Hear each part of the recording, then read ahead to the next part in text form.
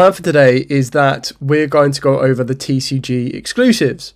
So for those of you that are unfamiliar of what a TCG exclusive is, it is basically well, I'm not going to go over the individual cards that we get as a TCG exclusive, but what I am going to do is I'm going to go over the individual, the archetypes that we receive. Now, the archetypes that we receive, we've had quite a lot. I was actually shocked by the amount we've actually received. I think we've received in total 24. So I'm going to go through all 24 of those TCG archetype decks.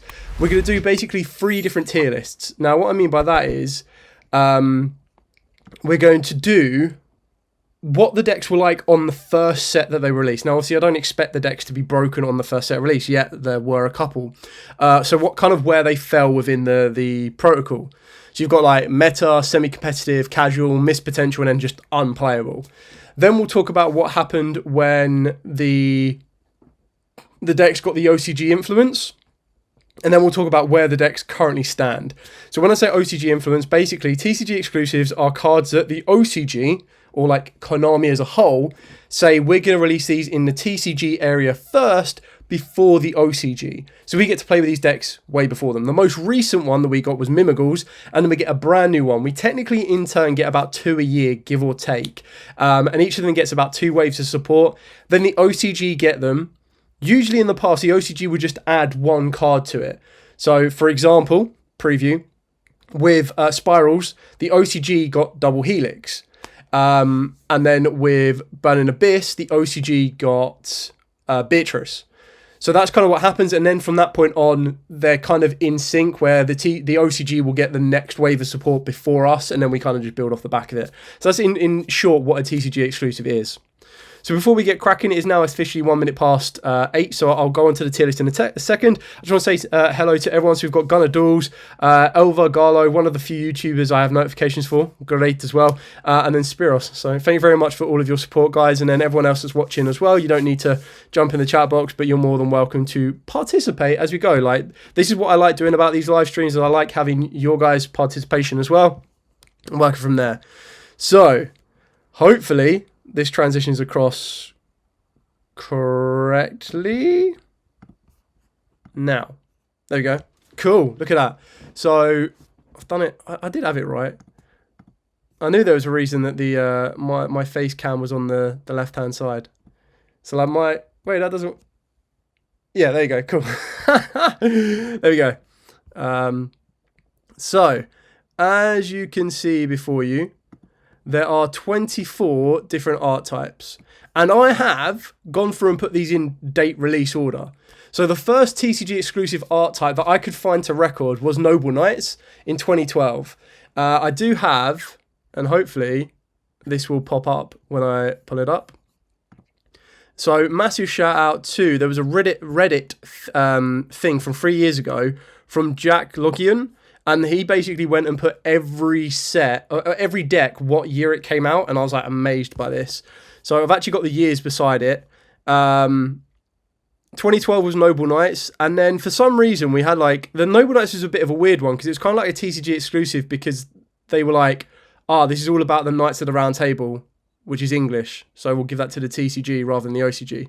Because then we don't get the first official like next wave of a TCG exclusive until Burning Abyss, which is in 2014. So Noble Knights was a bit of an odd one, but I still count it as a TCG exclusive, which is why I'm going to talk about it as a TCG exclusive from the start.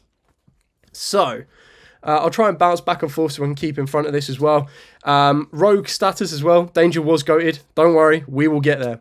So just as to reiterate what we're going to be doing, I'm going to be doing the tier list as the archetypes were up to the end of to the last bit of support that we got as a TCG exclusive. So before it goes over to the OCG.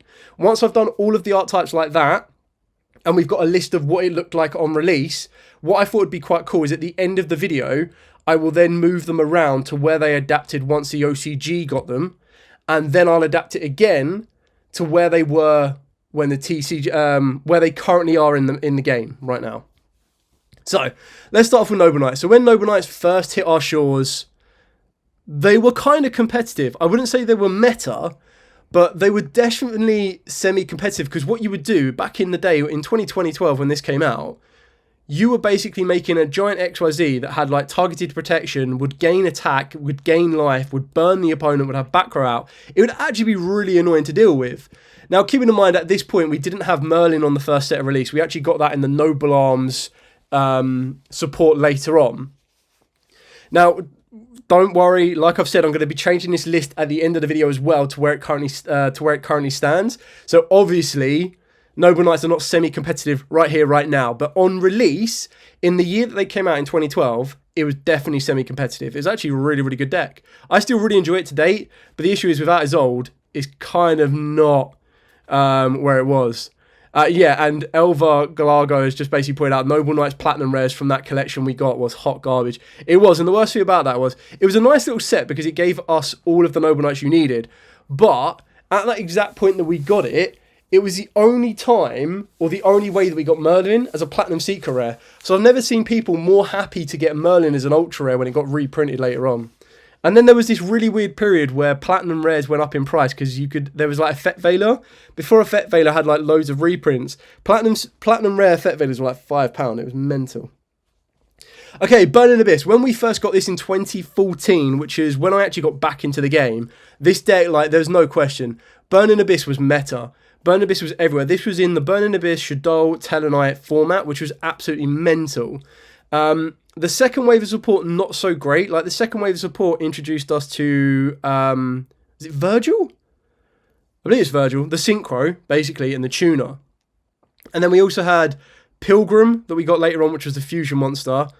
And I think we got Cherubini came way later. Cherubini came after the OCG got them. But when we first had this, 100% was meta. Now, this was in 2014. In the same year, and in the same set, we also got UA. Now, UA was just, unfortunately, at that point, was unplayable.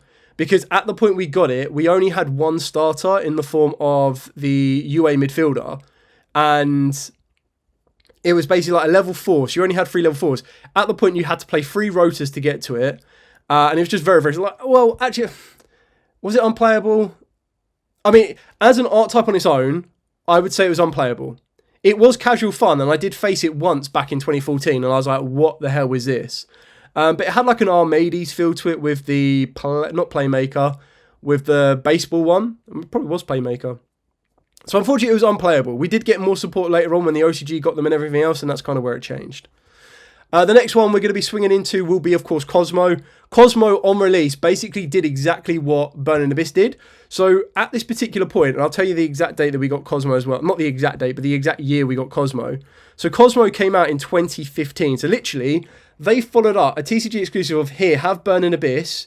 We're also going to give you UA. So you've got a high-level competitive TCG exclusive and then a low-level, unplayable casual fun deck. For 2 years in a row, because the one that kind of followed Cosmos was Kaiju's, and I'll talk about them in a second. But Cosmos was insane, because Cosmos on first release, they didn't need to worry about Ash Blossom. Keep in mind, this was back in 2014, we hadn't had Ash Blossom yet. So what made Cosmos amazing from their first set of support, and probably what made Burning Abyss, so Burning Abyss was so good because they had Dante, which was the first of its kind, where it was like, mill free, go up to 2500, attack, shift into defense. Special summon a monster from the hand as long as you control no spells and traps, and then it self-destructs if you have anything that isn't a Burning Abyss. Cosmo was relatively simple in that kind of state as well. Is basically it helped you enable OTKs because you would go normal summon Farm Girl, go to the battle phase, and then all of their effects would start triggering in the battle phase. You would tag out Farm Girl for a machine. And what made it really kind of cool, and something that I haven't really mentioned so much about this one, is Burning Abyss was tailored off of Dante's Inferno, which I always love TCG exclusive because they always have these really kind of cool backstories to them. And then Cosmo was Star Wars and Wizard of Oz. So you had stuff like Tin Can, which was R2-D2 and Tin Man. You had Straw Man, which was C-3PO and Scarecrow. You had Saw Trooper, which was a monkey and a stormtrooper. You had Dart Lady, which was which came later on, which was Darth Vader. You had Dorothy and basically Luke Skywalker. You had Obi-Wan or Qui-Gon. So there was like loads of these really kind of cool. Like that was when TCG exclusives were amazing because they had like this great synergy or like overlapping thing. Like the theme of it was so good and it was appealing to a certain fan base, and then its actual competitive nature was insane. In that year of 2015, we also got Kaijus. Now, keep in mind, the first waves of Kaijus were Gameciel, and there's only a couple of them. Gameciel was the one that was used the most, but we actually got Gameciel, Kaiju Waterfront, and the deck was built up to be its own thing. Ultimately, the only way you could play the deck on its own back then was... the only thing you could play back then was with Gradles, which was really kind of fun, because what you'd do is you'd Kaiju your opponent, you would attack it with a Gradle, the Gradle would die, and then you would take the Kaiju back, and then you'd Kaiju them again. It was just like really kind of cool. So, unfortunately, as its own deck, it was unplayable, but because you could play it with the Gradles, and I'll give it a little bit of leniency for that, it was actually quite casual fun to play it on its own deck. Other than that, it did get reserved more to like a side deck engine, and you even see Kaijus nowadays. Kaijus will float in and out of side deck, so they became a mainstay side deck staple, but as a deck on its own, not so great.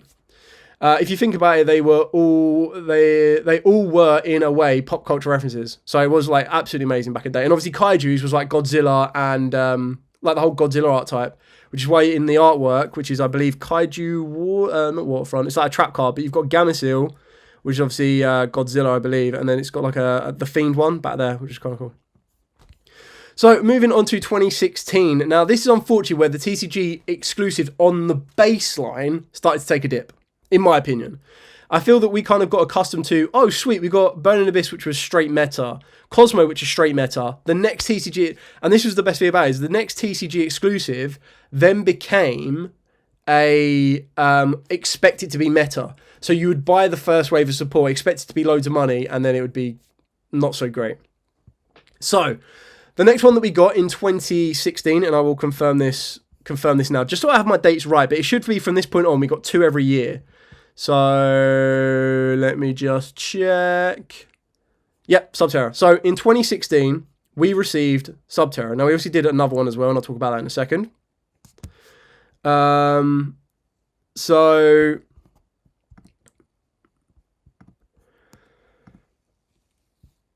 yeah, if you've not got anything positive to say, don't say it at all. So yeah, Subterrors. So Subterrors basically were a flip-based archetype. Now, unfortunately, the first wave of support that we got wasn't so effective. And it wasn't until the OCG got them that they provided us with Subterror Guru. So like on the first wave of support, we got some of the big behemoths, which were really pretty kind of cool. And keeping in mind that, again, this was in 2016, where it was semi-decent. And the flip archetype, again, you didn't really need to worry too much about Ash, but Ash was just on the horizon about this. And the idea was with the Subterrors, you'd be able to set them and then flip them face up. But because we didn't have anything like Subterror Guru, the consistency to get to them was a lot slower. You did have Hidden City. You did have stuff like, I think it was like, what was it called? I'm trying to remember the actual name of the guy. I think it was like Subterror Warrior. I don't think that's the exact name. Oh no, it was Subterror Nemesis Warrior. So we didn't even have Final Battle at that point as well. Keep this in mind. So on official release, like the first wave of support for this, it wasn't very good. So unfortunately, I kind of feel that it fit within, I wouldn't even say, like, it probably did get played. It was probably along the lines of UAs at the point that it got officially released, because it just wasn't playable. So you need to be working on some gas, not this video. I enjoy this video. It's a live stream. It's a bit of fun. Like, you don't like it, don't watch. Be my guest. Anyway, going back to those that actually do want to sit in this. Yeah, so the Subterrors were a base art type that you would basically have to set the cards. The issue was, you could only set the big behemoths if another card had been flipped face down. And again, we didn't have Subterror Guru at this point to help you do that. So it was a lot more difficult to do it. You had to start playing a little bit more tech cards in order to allow you to do it. So it was slightly unplayable on release. Then moving on to Spirals. Now, Spirals, again, remember, there's going to be a big change.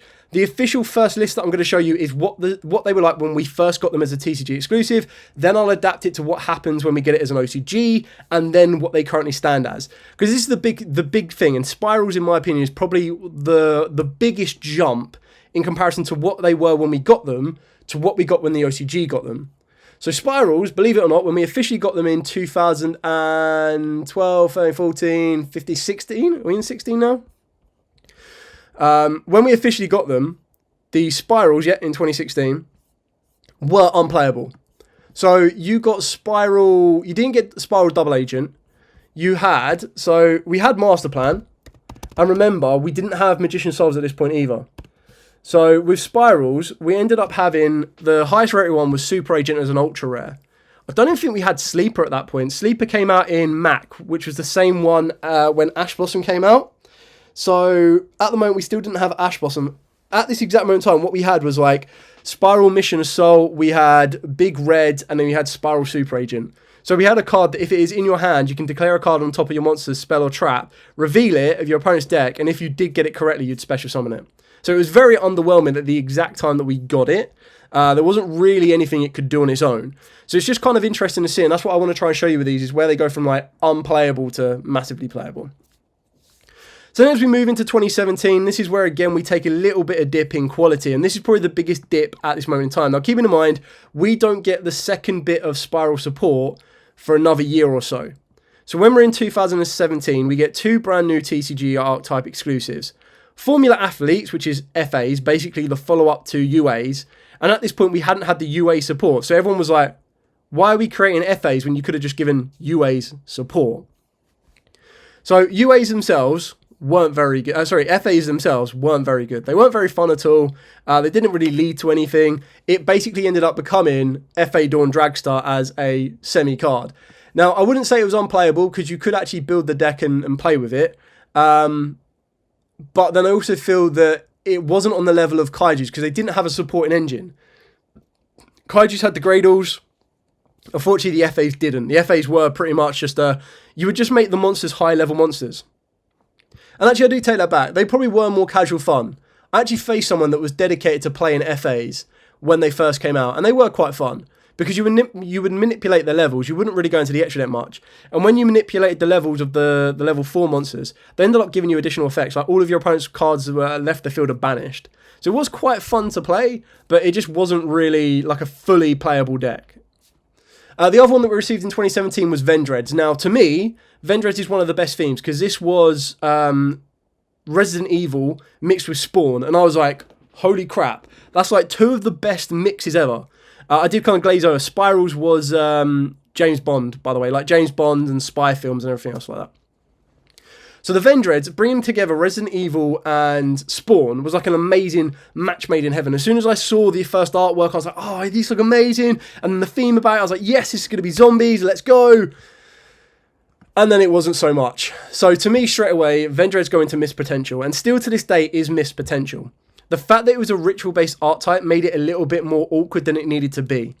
I think this was one of the archetypes where Konami kind of went, well, we already have cards like Mitsuguri running around. We already have plans for future zombie support. We can't really be making Vendreads too broken, too busted, and too generic for zombies.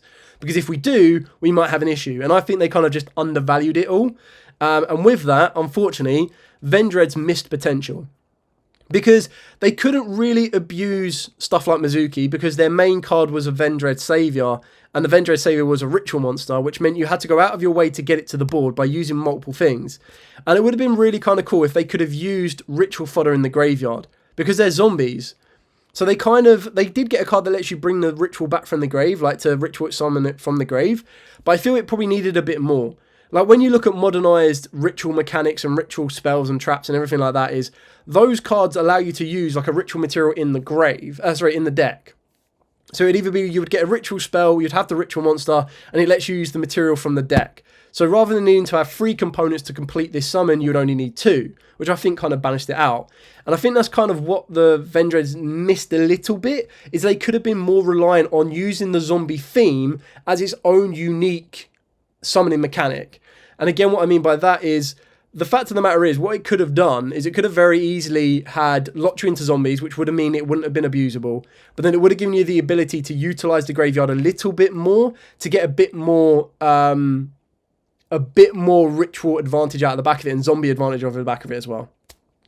Spiros, conceptually, Vendreads are amazing, but as you already said, they are ritual orientated. Their advantage, however, is that they can actually grave 3 or so cards that ritual summon. Exactly. So like they can get stuff there. The issue was that you kind of wanted, like if I pull up the Vendread stuff now. So what I mean by this is that they had potential to be so much better than they were, and it wasn't until the second and third wave of support we actually got when the OCG got them. The first wave of support we got, now let me just double check that one, because that was in Expo. So we got Battlelord in Expo. We got Chimera in Circuit Breaker. The first lot of TCG exclusive. How have they not got, like, I typed in Vendread and straight away you should have, there you go, Vendread Slayer. So you can ritual summon this card with any Vendread ritual spell. Once per battle, if this card battles an opponent's monster during damage calculation, quick effect, you banish a zombie monster from your graveyard. This card gains 300 attack. If this ritual summon card is sent to your graveyard, you can add a ritual spell from the deck to your hand. And if you do, send one Vendread monster from your deck or deck to the graveyard. So like that's your main deck boss monster, and it just wasn't as good as it could have been. Now, what you needed, and they did have a ritual. Let me try and find. So their ritual spell was Revendread Origin. So this card can be used to ritual summon any Vendread ritual monster from your hand or graveyard. Great. But you must also tribute monsters from your hand or field or banish zombie monsters from your graveyard whose total levels equal or exceed the level of the ritual monster you ritual summoned. If Revendread Slayers, you control would destroy a battle or card effect, you banish this card. So what I mean by this is, I still needed to set up my graveyard, I still needed to get the ritual spell, and I still needed to get the monster. So I still needed to get to these 3 components, whereas it would have been better if it was something like, it probably needed to be send from deck to grave. It really did. Like if Revendread Origin said, ritual summon directly from the deck by sending a ritual, like tributing a zombie monster on your field, great. But they should have also had the option to, if you had the Revendread Slayer in the hand, send from deck to grave. Like I feel that could have been a bit more synergy, is all I'm saying. I feel that they could have made it a little bit better. So yeah, anyway. The next one that we're going to be talking into is we're going to move into the year of 2018, I believe we're at now. So 2018, this is where we get another Tier 0 style deck. Now, it's crazy that these things were a TCG exclusive. And this was probably the one example of the deck being so good that the OCG couldn't actually improve it. And that was Dangers. So Dangers were meta. Now, technically on their own, they weren't meta. Okay, so people would use these with Dark World cards. They would hand loop you. It was disgusting. Dark World Danger, back in the day of 2018, was an absolute monstrosity. So Dangers on their own was semi-competitive. But remember, the first lot of support we got for Dangers was Jackalope, Nessie, Bigfoot, and Chupacabra, I believe. So this was the first time, again, that we had a card that could still be played under Droll, didn't care about Ash Blossom, would be insanely powerful beat sticks, and then would trigger cards that wanted to be in the graveyard, wanted to be tributed, wanted to be discarded, you name it. So the Dangers, when we first got them, were insanely meta. Now, again, it's probably that grey area of whether you consider it to be Dangers themselves were meta or not, but it did start looping down to where certain degenerate hand loops were destroyed and everything else like that. The next TCG exclusive that we got, I believe in that same year, let me just quadruple check that one, should be, no it wasn't, it was in 2019, so we actually only got one in 2018 that I can see. So in 2019 we got Time Thief. Now to me straight away, Time Thief was missed potential. So this was based off of Doctor Who, and the first wave of support we got, everyone was like, what? This is actually an archetype, because I think we only got Time Thief Redoer, we got Time Thief Winder, and then we got a couple of others. And it basically ended up being the Time Thief Redoer show, because the Redoer was just used as a staple XYZ card, rank 4, that was put into loads of different rank 4 decks. Obviously, the most abuse that we saw it get was in Kit Kalos and... what was that? Can't remember what the names are now. It's completely left my head. But the whole idea of it... Telements, there we go. So it was where it got abused in Telements, because it detached as effect rather than cost, which meant that they could start triggering Telement effects, and obviously the Dangers had a part to play in that as well. Anyway, Time Thieves, in my opinion, were a missed opportunity, and as it got more and more support, even with the TCG just getting them again, it became more and more missed opportunities. Like, the deck could have been so much better than it was. It could have given us a lot more support earlier on, and it really didn't. It became a TCG exclusive where they just slowly started to drip feed us these random bits of cards that just never really lived up to the hype. Another one that sadly didn't live up to the hype was Dream Mirrors. Now, Dream Mirrors was a really kind of cool archetype that basically jumped from light monsters to dark monsters and back and forth. It wasn't until the OCG got them that they started to introduce us into some XYZ mechanics and some extra deck mechanics in the form of the fusion monsters. Now, the issue with the Dream Mirrors was this was in a part where we had to worry about Ash Blossom. So when you started having monsters like the Achilles, the Dream Mirror Mara, so if this card is special summoned by the effect of a Dream Mirror monster, you get to special summon a Dream Mirror monster from your hand except itself.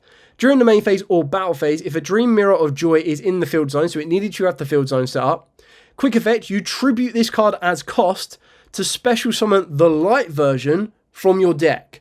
So not only did it tribute as cost, it needed you to have one of the field spells in play, and it could get ashed, and you'd have nothing left. So that was the biggest issue of these. The idea was you had a level 1 light that turned into the level 1 dark. You had a level 8 semi-boss monster light that turned into a level 7 boss monster dark. And again, we got more support as time went on. We ended up getting some new fusion monsters, which really kind of helped the deck out, but that was way after the OCG got them. We had a trap card that allowed you to choose a Dream Mirror of Joy and a Dream Mirror of Terror from the hand and or deck. Place one in each of the field zones, which is really kind of good because then it made sure that you had the field spells on the board. And that's all you needed, is you needed the field spells on the board, which allowed you to go from your darks to your lights back to your darks, which is really kind of cool. But again, the issue is it just kind of missed so much potential. It had so much more it could have done. And the restriction and the tributing as cost really did ultimately end up costing it. Because Ash was in the format. And I feel that it was one of these archetypes that what Konami could have done and should have done would have been to make this not tribute as cost. And I think that it would have allowed you to still maintain some board presence. Because the best thing about them was they were quick plays. So you could do it during your opponent's turn. But the issue was, if you were to quick play it, tribute it as cost and get it off the board and your opponent asked you, you had nothing. Whereas if they asked you on the first one, at least you would then still be able to set up the defense during your opponent's turn. So that's kind of where I feel that it missed potential. Fun fact, currently the Time Thief archetype is among the very few decks that you can build in the same rarity. They all are or can be found in Ultra Rare. Very true. It was actually shocking when we got Time Thief Redoer, because the Time Thief Redoer was a common right at the start, which was mental. So Dream Mirrors, I love the artwork on them, I love the concept of it, but unfortunately, putting them into practice, sadly, did just not hit the mark. The next one we got was Plunder Patrol. Now, Plunder Patrol, in my opinion, was a great TCG exclusive. It wasn't meta, it wasn't semi-competitive, it was solid casual fun. Now, what I mean by that is on the first wave of support, keep in mind, we got pretty much everything you could ask for, really. We had the Link Monster, we had the XYZ, we had the Synchro, and then, of course, we ended up having Whitebeard, Redbeard, and I don't think we had Golden Hair. Golden Hair came out in Eternity Code. But the idea is you had a very good start for the deck. The deck could start being utilized in different engines. It had the ability to start being able to be supported in other ways. It gave you draw power. It gave you disruption with Synchro and the Fusion. Synchro and the XYZ. The Link gave you draw power. It really did miss. It missed some of the future support that it did end up getting. So when it gets the future support, stuff like Bluebeard, Golden Hair, and keep in mind Black Eyes was the OCG exclusive. The TCG exclusive we got was Golden Hair and Bluebeard. It kind of helped a little bit to give it a bit more consistency, and it started to give you the ability to make more water plays, because it did lock you into waters, but it still gave you the ability to make stuff like Toad. It gave you more plunders to have in the hand to be discarded, and it was kind of cool how these little goblin pirates turned into these ships, and that was kind of a cool little one to evolve. And then, like I said, you have different options. You could end up playing Plunder with Adventure, you could play Plunder of Runic eventually when Runics came out. So at the start they were very casual fun. I wouldn't say they were semi-competitive. It was probably more so that when you started playing them with Runics and everything else, that the Runic engine lifted them up a bit, and then it became semi-competitive. But throughout its general evolution, I would say it wasn't really. It was very fun to play. The next one that we got in, I believe, 2019. Again, just going to confirm this because the dates are in a different one. 2020 we're in. Yep, 2020 we got Mutants. So Mutants was the other one that we received. Now, Mutants I would love to put in casual fun. I wouldn't say they were unplayable. You could play them because they were like a Banish-esque archetype. Like they wanted to banish certain things. But I also feel that they were missed potential. I feel that you could have played them. Like, these lot on first wave of support, you could have played them, it would have been a real struggle. Whereas Mutants, within theory, if you were to start adding into hand traps, I believe we had D-Shifter at this point as well. If not, you definitely had D-Fissure and Macro, which people did use. And they gave you the access to boss monsters. And what was really kind of cool about Mutants is that their actual names were really interesting. So, they had a couple of decent fusion monsters. They had a field spell, which allowed them to search out what they needed. And then the two main ultra rare monsters, which was Mutant MO5 and Mutant, I believe it was like Mutant ST something. Trying to find out. I've got MO5 everywhere. Yeah, ST46. So what I liked about that is Mutant MO5 was monster and Mutant ST46 was trap. And then you had these supporting boss monsters in the form of Mist, Arsenal, and Beast? Yeah, Mist, Arsenal, and Beast, which are like your main deck mini boss monsters. So they couldn't be special summoned except with the effect of a mutant card. Your opponent could not target this card with monster effects. You could only use each of the following effects of Mutant Beast once per turn. And then they had different effects depending on what they were. So Beast was when your opponent activates a spell card or effect, you can banish one card from your hand or field to negate the activation. If you do, banish that card. If this card in its owner's possession is destroyed by an opponent's card, you get to target one of your banished mutant traps and add it to your hand. Let me find Arsenal. Arsenal gave you the ability that, again, when your opponent activates a monster effect, you get to banish one card from the hand or field, target one monster on the field, and banish it. And then Mist, which was probably like the worst one of all of them, sadly. Mist had the ability that when your opponent activates a trap card or effect, you get to banish one card from your hand or field, draw two cards. So it didn't negate it or anything, it just gave you a bit more draw power. Now this started to evolve once the OCG got it, but we also had Mutant Expansion, which was a trap card fusion. I would say fusion spell, but it was a trap card fusion trap. Which when you activate this card, you get to take a level 4 or lower mutant monster from your deck and either add it to your hand or special summon it. And then if a level 8 or higher mutant monster or monsters you control would be destroyed by a battle card effect, you get to banish this card you control instead. But then you had Mutant Fusion that let you fusion summon a mutant fusion monster from your extra deck by banishing fusion materials listed on it from your hand or field. If your opponent has activated a card or effect this turn, you get to use one monster each from your deck and graveyard as fusion material. So that fusion spell was actually really kind of cool to help you do that. The issue is, it helped you get into Mutant Synthesis, which was if it is fusion summoned, you get to target one card on the field and destroy it. Now, the reason that was an issue is you kind of wanted Mutant Expansion to have that effect as well, because then you could have triggered this more consistently during your opponent's turn. It also had this effect that when your opponent activates a card or effect, you get a quick effect. You can activate this effect. For the rest of this turn, this face-up card is unaffected by the effects of its of an opponent's card of the same type, monster, spell, or trap as that card. If this fusion summon card you control is destroyed by an opponent's card, you get to add one of your banished mutants. So it just didn't have the dedicated built-in protection. It was all about bouncing around spell, trap, and monster effects.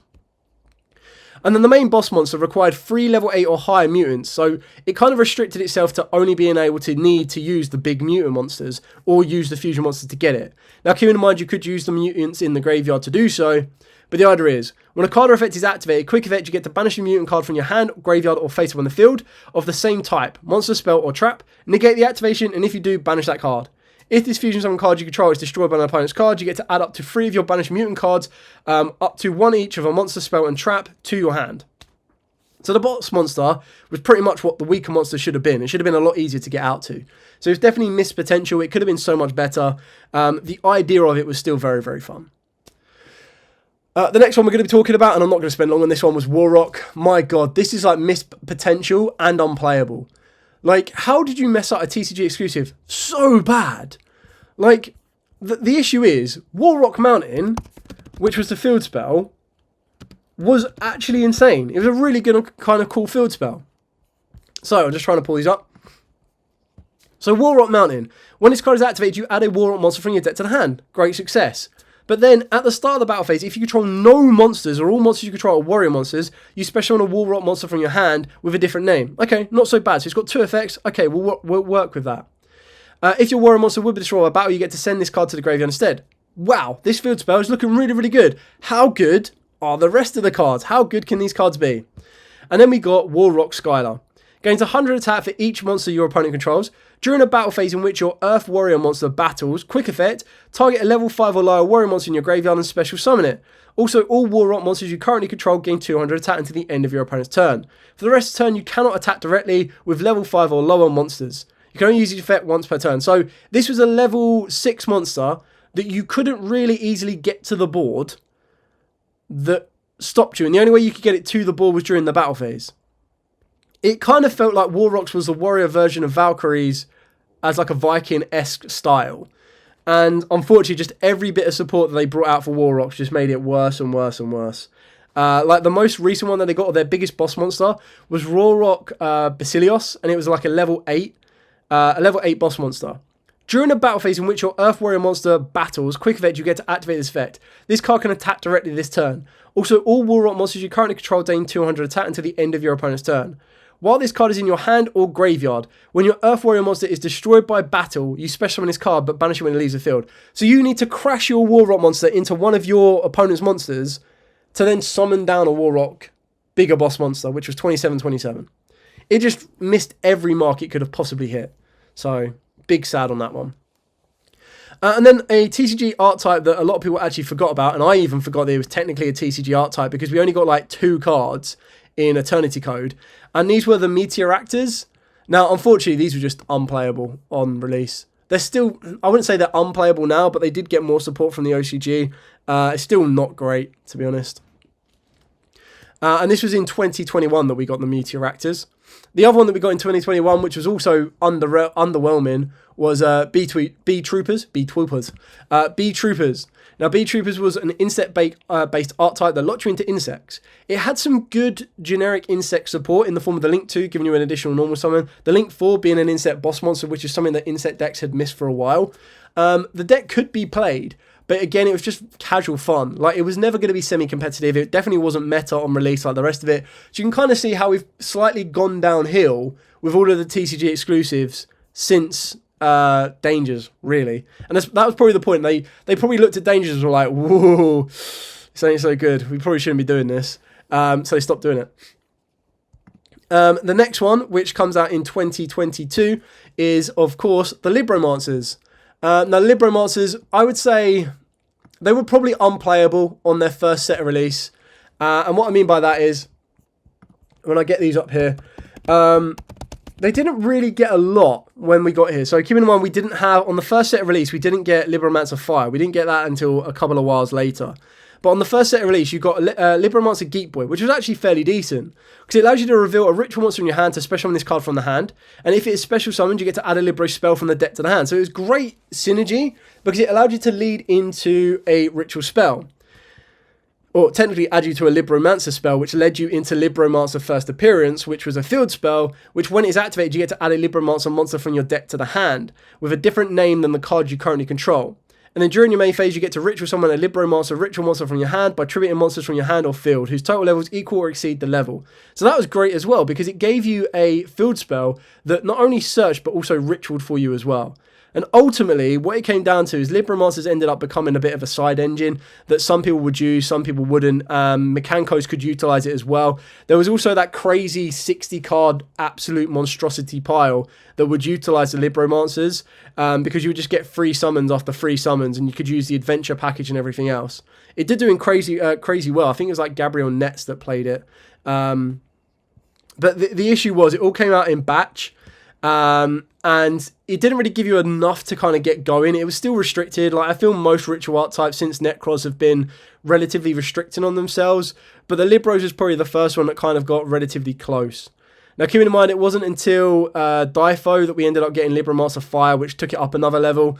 But I feel that it was kind of like the first wave of support on its own was unplayable. After the second wave of support, it started to become more casual fun. And then once we started to get stuff like Mechancos and when you could start utilizing it with other decks, it became a little bit more competitive. Also in 2022, we got Goaties. Now, I wouldn't say that Goaties were unplayable on release because they still had a very good boss monster and they had a very decent direction on where they wanted to go. But I feel that overall, it ended up becoming casual fun. Like, the deck could be played. It could also be considered as anti-meta as well. But it kind of felt a little bit more like being in the right format. And what I mean by that is, with Goaties, if they were in a format where D-Shifter gave you a huge advantage, because very few decks could actually play D-Shifter, very few decks were actually strong against D-Shifter and could play around D-Shifter, that's when Goaties really started to shine. Because it could start utilizing the ability of using D-Shifter to set them up with ways of being able to banish their stuff and then bringing it back from there. Now, right now, if you're just joining us before you go crazy on why the list is like this, Right now, I'm talking about the TCG exclusives on their own when we first got them. So this is before we get Runics, this is before we get anything else, this is before the OCG get them. I'll be adapting this list at the end of the video of where they currently sit. So hold your horses, Valakar. It's going to change. Don't worry. This is when we just got Goaties. Goaties on their own. Goaties pure. Where do they go? How do they play? This is where they were casual fun. Like, they were D-Shifter, Reliant, and everything else. Don't need to worry about your bad. I'm just saying, I know as people jump into this video, they're going to be like, what? This is so wrong. Like, how the hell is Burning Abyss, Cosmo, and Danger's meta? Don't worry. It's going to adapt, okay? Cool. So, yeah, the Goaties will adapt later on. Spoiler. But when we first got them, they weren't... Like, the boss monster was insane. The boss monster is still really, really good right now. But the deck itself on its own wasn't storming, running around with everything. Okay. So now moving on to the penultimate year. Well, not penultimate year anymore. 2023. So in 2023, we received Gold Pride. Now, Gold Pride on their own weren't massively playable because they didn't have... Like, the second wave of support was a lot better than the first, in my opinion. I wouldn't say they were unplayable. I probably wouldn't even... On their own, I wouldn't even say they were casual fun. Like, they needed Punk to become here and then technically here. So, actually, I'll tell you what. I'll put them in casual fun when we got all of the support for it, not including the OCG's exclusive for them. On their own, they were casual fun. When you start adding them with Punks, they become semi-competitive, in my opinion, because, like... Especially when we get the new Punk stuff, like, that's insane. The biggest issue with the deck is it burns away its own life points, but then it's one of the few decks that actually says, you know what, I'm going to benefit from my lower life points. So, I'm glad Spiros agrees as well. Yeah, I feel that they're definitely casual in that one. Tistinas. Now, I would love to put Tistinas as unplayable, but I've actually faced someone that's played it, and I've actually seen someone do well at a locals with it as well. Because it was kind of one of the ones that people just don't know what the deck does, how the deck operates. I do feel that it was missed opportunity. I feel that it could have been so much better than it actually was. Now, keep in mind as well, I believe Tistinas haven't actually... Have Tistinas got an OCG card yet? I'm not sure if Tistinas have got OCG cards. I could be wrong, but I definitely know Ashen haven't, Mimighouls haven't, and the brand new ones haven't. I know that for sure. I'm not sure if the OCG have got Tistinas yet. Like, the artwork of the Tistinas is absolutely insane. Like, these crystal beast god things. The issue is they were just so much harder to get out to the board. I think maybe the OCG did get them. I think the OCG gave them XYZs. I could be wrong though. But the Tistinas kind of remind me of... what's the one that... Is it Atlas that plays it? Yu-Gi-Oh! GX Villains... Sartorius. That's the one. What does Sartorius play? Who can remember what Sartorius plays? Bonus points for that one. Oh, what is it called? They're getting support as well. Arcana Force. It kind of reminded me of crystallized Arcana Force cards. Yeah, I couldn't remember if they got one. I tried to tinker with them a while back, but no, they don't have... Oh, okay, so the OCG haven't got them. Yeah, like the Tistinas were kind of cool. The Archers were cool. Were the No, Gate Guardians weren't a TCG exclusive, were they? I see what you mean. No, because so technically Gate Guardian isn't a TCG archetype deck because Gate Guardian came out in Metal Raiders. Technically, it's also the same reason why Flame Swordsman isn't considered as a TCG exclusive deck because Flame Swordsman was in the OCG first. With TCG exclusives, they are brand new archetypes that the TCG get before the OCG. That's officially what a TCG exclusive deck is. Yeah, so going back before I lose my play, yeah, the Tistinas themselves, they looked really kind of cool. They were semi-effective, but yeah, I feel that they kind of fall within missed potential. Ashen. Now, I wouldn't say that Ashen were unplayable. They just definitely wasn't good. What would I say they were casual fun? No, I don't think they were. I would say that the Ashen, if anything, were missed potential. Now, I can't wait. This is where the last three are going to be a big difference, because the last three still don't have their OCG imports. So they can definitely rock it and change. The Ashen just felt like a deck that Konami wanted to highlight Bonfire on. Yeah, here we go. So Mickey's makes a very valid point. I still can't forgive the robbery that Konami has done overhyping Ashen.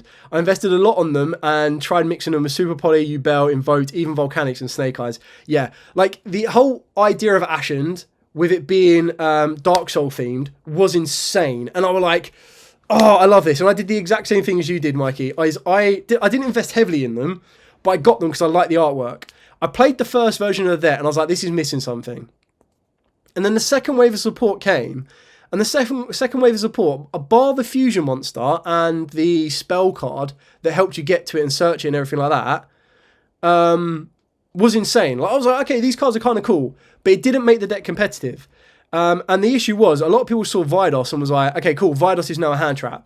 And then it never really took off as a hand trap. So it kind of, the fact that it got hyped because of Bonfire, and then got hyped because everyone was like, Vidos is a anti-meta hand trap, and then it kind of pushed the price higher than it needed to be, if that makes sense. I feel it's got, I probably should have added in another line here of unresolved. Yeah, exactly. When we thought Ashen, the Vidos was going to be the out to the Tenpai field spell, and that was how you would counter Tenpai. Oh dear, how silly we all were with that one. The worst thing was that they made them immediately after we got Bonfire, perhaps the most essential card for the archetype. Yeah, exactly. That's kind of what annoyed me as well, is they were like, hey, if you want to play Ashen, you kind of want Bonfire because we want you to search out this card. And you're like, hang on a minute. All it does is help me search out Priestess, and Priestess isn't even my best card. Like, everything else I need is Vidos, and Vidos doesn't count as an Ashen card, so I can't search it in a direct way that I need it. I saw OCG players mixing with Ryziel since they have Pyro monsters, but I'm not sure how the combo works. Like, they do have some strategies, but not really worth investment. Yeah, exactly that. Like, I played them for the first bit. I played them with the Fusion monster as well. And ultimately, it just became a side engine. It came like an additional engine. It didn't become a deck that could really do anything. Okay, next one. The penultimate one. The one that we got last year, 2024. So the last one of 2024 was Mimighouls. Now, I want to put Mimighouls in semi-competitive. However, if we're going to say Mimighouls is pure, and we're not going to include Kashteras in that, unfortunately, I feel they kind of fit with under casual fun. But if you were to say, okay, and I'll adapt this later, because I think actually with Mimighouls, they probably adapt to depending on where they are. The worst thing that happened for Mimighouls was that Dominus Impulse came out. If Dominus Impulse didn't come out, I highly expect you would have seen a lot more Mimighoul players around. And I think that's the one big mistake that the TCG exclusive did on that one. Because I feel that we could have got the new support of Mimighouls and had one more set before we got Dominus Impulse. Because if that was the case, Mimighouls would be able to be played. Now what that happens is, if Mimighouls go up against a deck that plays Dominus Impulse, they auto-lose as soon as Dominus Impulse is activated from hand. Because they do that, and straight away, the whole gimmick and mechanic of Mimighouls giving them to your opponent, flipping them face up, they come to your board because they activate an effect, and your opponent activated their effect, becomes null and void. So, that was a real big disappointment, I think, on the Mimighoul side. I kind of want to see more from it. Do we count True Attack as part of the Mimighoul Pure? Because it's pretty insane that they're always live. I don't count it as part of the Pure, but I mean, arguably you could say, because it's like a hand trap, it's like an Ash Blossom kind of thing. That is the one thing that makes Mimighouls insane, is the fact that they make Thrust and Talents live turn 0. That's insane. Like, the fact you constantly give them a monster as well, which means that they can't activate imperms. Sometimes if you flip them face out Lightning Storms and everything like that, and then you've got the Mimighoul Room, or the Mimighoul Dungeon, and Mimighoul Room, like, it's really, really kind of cool. I really do like it. Yeah, I just think Impulse really, really holds the deck back. Really does. I feel that one set apart, second wave of Mimighouls, and then a gap would have made this so much better. And I feel that the biggest issue is I expect the OCG to give them a rank 1 that replaces the ability. So, like, Giant Mimighoul is a great addition to the deck. Slime and Fairy are also great additions to the deck. I just feel that like the OTG aren't going to be able to give them anything that stops impulse unless they get a card that says negate a trap effect while your opponent controls a Mimighoul or like something like that. But it's because as soon as you search a card or you try to special a card and they impulse you, you know, it pretty much shuts the deck down, which is really annoying. Okay, now I'm going to get the name wrong of the brand new one. So bear me 2 seconds while I boot it up. I did have them to hand. So the Mitsuguris. So the Mitsuguris are the brand new TCG archetype that we're going to get in 2025, which we get in like 3 weeks' time. Now, at the moment, this is a ritual-based archetype. We know that one ritual monster and a ritual spell are ultra rare. There are 2 brand new ritual monsters, 2 monsters in the main deck, 1 trap and 2 spells. I'm going to read out all the effects on this one because these are a reptile-based archetype. The artwork looks absolutely amazing. And as you could not be surprised by anyone, Snake Rain has gone up on hype. So if this card, so this is the Mitsuguri no Mikoto Tsunagi. So if this card is normal or specialed, or if this card is tributed, you get to target a Mitsuguri card in your graveyard or banishment, except itself, add it to the hand. If another reptile monster or monsters you control would be destroyed by battle or card effect, you can tribute this card instead. You can only use each effect once per turn. The other main deck monster is Saji. If it is normal or specialed, or if this card is tributed, you get to add 1 Mitsuguri spell or trap from your deck to the hand. If another reptile monster or monsters you control would be destroyed by battle or card effect, you get to tribute this card instead. Now, both seem pretty solid for the strategy. Let's go with the spells first. Spells and traps, and I'll talk about the ritual monsters. So we've got the Mitsuguri Prayers, which is a quick play spell card. When you activate this card, you can also tribute 1 reptile monster in your hand or field. Great success, because that will trigger off your level 4 monsters. Apply one of these effects, or if you tributed a monster at activation, you can apply both of the effects in sequence. Add a Mitsuguri monster from your deck to the hand, so searches you out the ritual monster. Great success. Take 800 damage, and then you get to special summon a Mitsuguri monster from your hand or graveyard, but it can't attack directly. So what I love about this is if you have access to the Mitsuguri Prayers, you can tribute off the Mitsuguri monsters in your hand to then get access to the Mitsuguri ritual monster. And then you get to bring back the monster you tributed in the hand from the grave, so you don't need to use out your normal summon. So I think that's insane synergy. And the fact of the matter is, both those cards look like they're super rares or commons. The ultra rare is the Mitsuguri Ritual, and it's a ritual spell card. This card could be used to ritual summon any reptile ritual monster. Activate one of these effects, but you can only use each of the following effects once per turn. Ritual summon a reptile ritual monster from your deck by tributing reptile monsters from your hand or field, whose total levels equal the level of the ritual monster.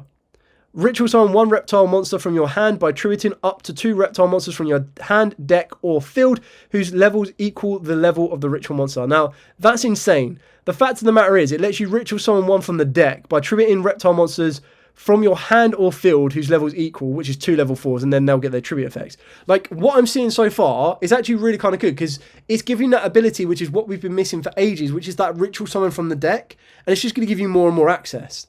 Now, I haven't looked at the ritual monsters yet, so we'll look in those in a second to see how effective they can be. We've then got Mitsuguri Great Purification, which is the trap card. So when your opponent activates a card or effect, tribute a level 5 or higher reptile monster, negate that effect, and if you do, destroy that card. You can banish this card from your graveyard to then target a reptile monster in your graveyard and special summon it. If you do, tribute 1 other monster you control. You can only use 1 effect per turn. It's a shame that that's a trap card, but it kind of makes a bit of sense. So then the main boss monster of the deck is the Ame no Murakaro no Mitsuguri. So this is the ultra rare. You can ritual summon this card with the Mitsuguri ritual. If this card is special summoned, you can destroy all monsters your opponent controls, so it's a go second option. And it does look really cool. It's the artwork that I've got here. So when your opponent activates a card or effect, quick effect, you get to activate this effect. Your opponent can discard 1 card, or that effect is negated. If this card is tributed, you get to add a Mitsuguri card from your deck to the hand, except itself, and then you can special summon this card. You can only use each effect once per turn, so that's kind of cool. It lets itself float back around. And then the other one is the Futsu no Mitama no Mitsuguri. So you ritual summon this card with Mitsuguri Ritual. If your opponent special summons a monster or monsters, etc. in a damage step, you get to target a reptile monster in your graveyard, except itself, and special summon it. If this card is tributed, you get to add a Mitsuguri card from the deck to your hand, except itself. You can special summon this card, and then you can special summon this card. Now, what I like about this, on its own, straight away, I'd probably say it's casual fun. Like, it's still, when I say on its own, it's going to need to be played with other support, for sure. But I can already see this deck being played with the Odatics. I can already see this deck being played with Snake Cranes. I can already see this deck getting more support. Unfortunately, there's already a semi-cap on ritual-style decks when they're trying to be played this way. So it's always going to be a little bit of a restriction. I'm just trying to read up on the things. I just hope the OCG support isn't more attack the extra deck. Yeah, I agree. Mitsuguri. I'm so hyped for the Mitsuguri, my dude. They're so good. We should point out that if you choose the effect in Mitsu Ritual, where you tribute from the deck to ritual summon from your hand, your opponent cannot ash it. Yeah, because it tributes, it doesn't send, which is really kind of cool. So, I feel right now the deck is definitely going to be casual fun. Without future testing or more testing, I hope to be proven that it's going to be better than that. I would like to see at the moment that it starts off casual fun, becomes relatively cheap, and then develops and evolves into becoming a more competitive style deck or a semi-competitive deck. So it really does look like a fun type archetype that I could get behind. The fact of the matter is, it all looks low rarity, apart from 2 ultra rares, which if you're not going to be jumping on the bandwagon to buy that TCG exclusive, you're not going to have an issue. Like, it's not going to be hard to get. I reckon you pick up the ultra rares for like £2 to £3 a copy. So you probably get this archetype for like 20 quid.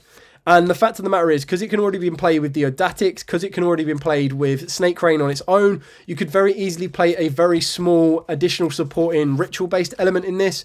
If you wanted to, you could play the Libromancers, but you're probably going to want more reptiles to help you with your tributing. So I'm definitely looking forward to playing this with... I think the main reason Reptile don't get good cards is because Snake Crane. You're not wrong. Like, I remember when we got the Odatic, Snake Crane went through the roof, which is hilarious. And Snake Crane is incredibly busted. What I do also like about the deck is the Odatics can already be played with the Ragnarikers, and the Ragnarikers are already pretty fun as they are. So then to be able to add these to it, like, I'm quite happy that the Odatics are getting more to be played. Because I thought the Odatics were a really kind of cool archetype, and it reminded me of like some Egyptian style like oil reptiles, which is really cool. So yeah, I'm kind of looking forward to that. It's an archetype that I'll be picking up. I pick up most of the TCG exclusives. I didn't pick up the Tistinas because they just didn't appeal to me. But I picked up the Mimighouls. They looked fun. My friend recently got the Mimighouls as well because he liked the idea of them. So I can't wait to see where they are. Okay, so we are currently, where are we at? We're nearly an hour into the stream, but we are now at the point where all of the TCG exclusives on first release are now in their positions. So I'm just going to quickly blitz through these over what happens when the OCG got them. So Burning Abyss gave it Beatrice, stayed meta. Cosmo, I believe, got Dark Lady, stayed meta. Dangers didn't get anything good from the OCD, didn't really change at all. Noble Knights didn't really get anything because it always stayed as a TCG exclusive. Kaijus didn't really get anything. FAs. Plunder Patrols got Black Eye, which allowed it to semi-work. I probably would then say it went up to semi-competitive, but I'll deal with that in a second. They still haven't got Mimighouls yet. Vendreads didn't really change anything. I still feel that it felt under a missed opportunity. Same with all of these as well, to be honest. When the OCG actually got UA, though, UA went up to casual fun, because I played that with the new field spell, and it was really, really fun to play. Libromancers won the OCG, provided us, or when we got the thing, I actually think they got into casual fun. Spirals was probably the biggest change when the OCG got it, because the OCG gave them double helix, and it went from an unplayable deck to meta. And this was before Magician Souls. Like, Magician Souls just gave Spirals a second wave of meta capabilities, which was absolutely insane. So keep in mind, it was literally the addition of double helix, because we had double helix in Sleeper, and you were able to make Sleeper, which gave it the ability to pop 2 and not kill itself. And then on top of that as well, this was in a format where Dryden was insanely powerful, and you basically said to Spiral, here you go, have an engine that doesn't lock you into anything, and the ability to pop 2. So that's how I would say it all changed. Oh, no, hang on. Yeah, I would say that Subterror actually went to semi-competitive when they got Subterror Guru, for sure. Because Subterror Guru definitely made it... Subterror Guru made it like anti-meta stun. So for sure, that's how I would say it changed on the OCG list. Now what we're going to do is what they currently stand as. So I'm going to shuffle this all around. Again, if you this is kind of one of the videos where I kind of it benefits the person to watch until the end rather than skipping to the end and just seeing what the outcome is. It's kind of nice for them to watch the conversation as it develops and flows. Anyway, so how do these decks currently stand as it is? Now, missed potential, I would probably say is still that grey area, but I feel that we're gonna cut that out and basically just say, is the deck playable right now or not? Is it meta or not? And where would it kind of fit? So, let's start from the bottom up. Warrock and the Metatronics, still unplayable, unfortunately. Still unplayable. Vendreads right now, casual fun. I feel like all of these would probably fall under casual fun right now. Like, these all just go up, in my opinion. Because we know they're not going anywhere. They're still missed potentials. But if you were to play them right now, would you have fun playing them? Yeah, you probably would. I quite enjoy them. Plunder Patrol goes up to semi-competitive for sure. Goatee goes up to semi-competitive. When you involve punks, they go up to semi-competitive. I want to put this, in my opinion, is at the lower end of semi-competitive. And what I mean by that is, for the pure fact that Dominus Impulse exists. If Dominus Impulse didn't exist, I highly reckon that Goaties would be a lot higher. Mimighouls would be a lot higher. Unfortunately, Noble Knights, yeah, you're casual fun. I wouldn't say they're unplayable, but like they literally are just one Kaiju away from getting slapped. I still feel that Subterrors are quite down here as well. They could be a relatively good anti-meta stun deck, but they have lost quite a lot of their things. Like, you can still spam out. What I loved about Subterrors was the fact of the matter is they could play under their own Red Ice Fusion, which was disgusting, because you would go Red Ice Fusion, get a Dragoon out, then you would set Subterror Guru, and then you would flip the Subterror Guru because you weren't summoning it, and you would play around your own Red Ice Fusion, which was mental. I feel Subterrors could catch a lot of people off guard. I feel that, yeah, I still think they're semi-competitive. I'm not even going to go for it. Spirals, I feel right now they're unplayable. I really do, unfortunately. Double Helix just isn't what it is. Dangers, as an engine, is semi-competitive. Like, you could play that in like quite a lot of decks, actually. I wouldn't class it as casual fun. I think they're just better than that. And the fact that we got Sukanoko and Jackalope back to 2 kind of stands where it is. Burning Abyss, unfortunately, casual fun. And Cosmo, I wouldn't say it's unplayable, but it's just definitely casual fun. Like, these decks just can't compete with the modern age of the game that we're currently in, sadly. I'm really hoping the Mitsuguri end up being here at one point. I really do hope they're here, but for right now, it's way too early for me to say that. So, when it comes to TCG exclusives, and let me know in the live chat right now, if you disagree with anything, let me know why. What would you change? Where would you put them? I'm actually going to rank this one here now. Actually, I'm going to rearrange these lists. So I feel, yeah, I think Goatee Runic and Plunder Runic are relatively the same in my opinion. For casual fun, how do these all rank? Let's have a look. I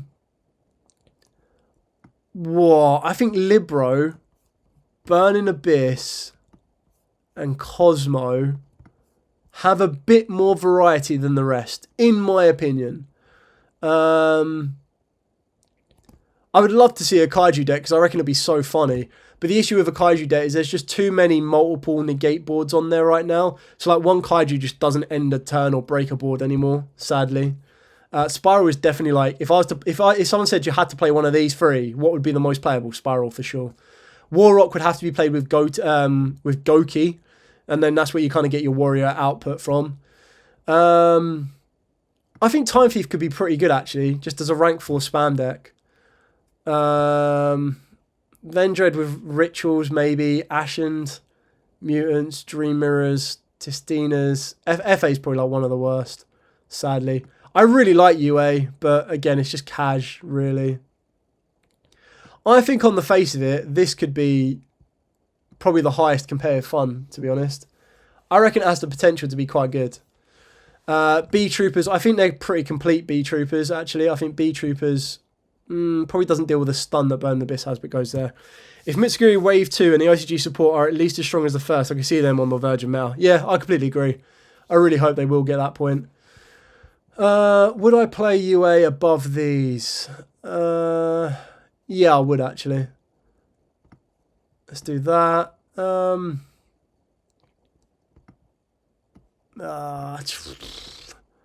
I just think there's more synergy in the Noble Knights than there is there. I want to see Kaijus being played as like Kaiju Gradle. I really want to play them again. The issue is people just don't run into your monsters anymore, and then there not be repercussion for you trying to activate effect. It just doesn't exist.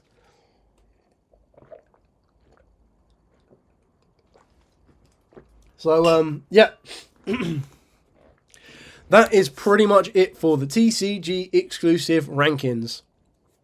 If you jump to the end of the video, well, more for you. You missed out all the topic discussion of where we'd kind of rank them and how they've changed over the years, which I thought was kind of like a new way or a fresh way to shake it up a little bit. For those of you that have joined me live, again, like I do on all of my live streams, I'll hang around for another 10 minutes. If you want to chat or ask me any generic questions at all, by all means, feel free to do so.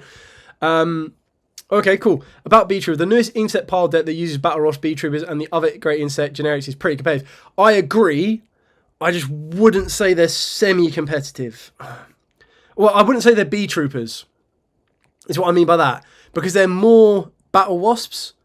And I think the builds I've seen and the build that I use, they play like 3 Battle Wasps. So I wouldn't class them as Battle Wasps. That would just be my opinion, though. Like, if something was just to play 1 Bigfoot, 1 Nessie, 1 Jackalope, I wouldn't consider Dangers as being semi-competitive.